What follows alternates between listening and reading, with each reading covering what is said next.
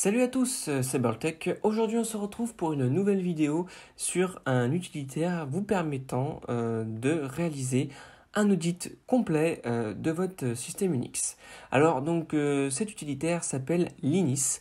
Il est disponible gratuitement sur GitHub. C'est un script, c'est un ensemble de scripts, on va dire plus généralement un programme open source, donc qui permet de détecter des configurations pouvant être, soit obsolètes, soit misconfig, donc pas très bien configurées.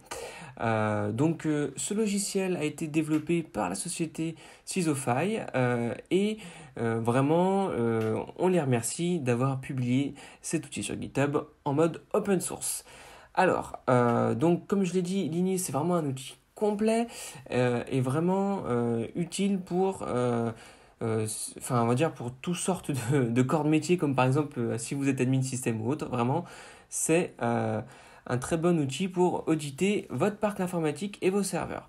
Alors bien sûr, vous pouvez taper la commande git clone avec donc son dépôt pour pouvoir le récupérer. Donc rien de plus simple, git clone et avec l'URL. Une fois que cela est fait, aujourd'hui, on va simplement s'atteler à réaliser un audit assez simple de notre système d'exploitation. Donc je précise qu'on est sur Ubuntu.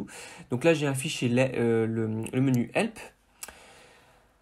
Donc nous on va utiliser l'option Audit System pour vraiment faire un scan de notre système en mode local.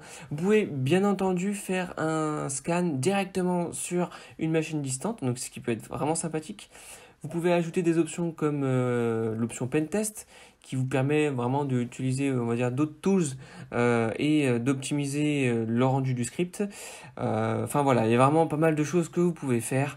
Mais bon, aujourd'hui, on va vraiment se concentrer sur on va dire l'option la plus, si je peux dire, basico-basique, qui est l'audit system. Donc /linis audit system.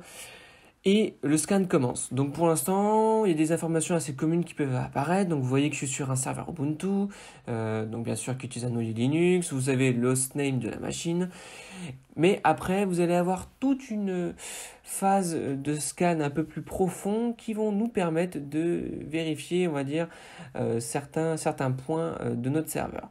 Donc il va vérifier donc certains répertoires, certains fichiers au niveau des permissions. Si c'est des permissions qui sont erronées, on va dire qui sont en 777 alors qu'elles devraient être par exemple en 644. Enfin voilà. Donc tout ce petit monde prend un bon paquet de temps, on va dire je pense 5 minutes. Donc bien sûr j'ai coupé tout ça en montage. Et donc là on a le résultat de la commande. Donc on va passer ça rapidement en revue. Donc on a la détection d'OS, on va dire très simple. Et donc ici, donc là j'ai pas mal de choses qui sont catégorisées en unsafe. Alors c'est soit parce que c'est des services que je n'ai pas. Par exemple, je n'ai pas les OpenVM Tools, je n'ai pas Apache 2, je n'ai pas R5 parce que c'est une machine basique. J'ai pas Docker aussi. Donc c'est pour ça que ça me met unsafe, mais c'est parce que je ne l'ai pas configuré. Voilà, derrière on a le scan des fichiers système, donc il va détecter tout un ensemble de choses. On a le scan aussi des ports USB, donc il va vérifier donc si vous avez des clés USB qui sont branchées pour voir, il va essayer de les scanner. Donc c'est pour ça que ça peut être long si vous avez des périphériques qui sont branchés.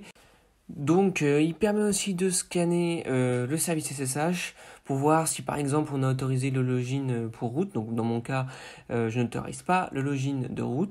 Donc vous allez forcément vous connecter à un utilisateur standard pour pouvoir accéder à une console SSH sur ce serveur Ubuntu. Enfin voilà, donc il va vraiment checker, il va checker donc si vous avez un serveur de mail, donc SMTP, IMAP. Il va checker aussi si vous avez un service SNMP.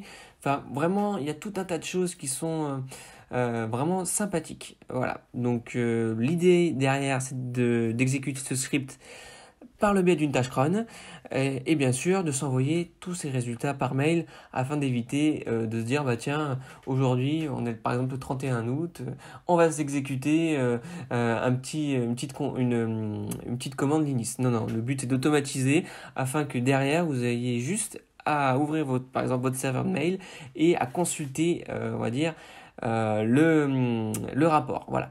Donc si jamais vous avez oublié ou simplement vous souhaitez vraiment juste faire un scan très rapidement, vous avez tous les logs dans /var/log/ linis.log, etc., etc. Enfin voilà, donc écoutez, cette vidéo est terminée. J'espère que ça vous apportera, on va dire, un peu plus de connaissances en termes d'éthical hacking et de vérification de l'infrastructure, donc je sais pas, de votre système informatique perso ou autre. Vraiment, moi je vous encourage à l'utiliser, puisque moi j'utilise maintenant depuis quelques temps et vraiment il est assez utile dans certaines circonstances. Dernier point que je souhaitais aborder, si vous souhaitez faire une mise à jour de l'outil, pas besoin de refaire un git clone. Par pitié, vous avez l'option linis -checked-6 update, voilà, qui vous permet directement de mettre à jour l'outil. Voilà, et c'est tout pour cette vidéo. Je vous dis à bientôt pour une nouvelle vidéo. Salut!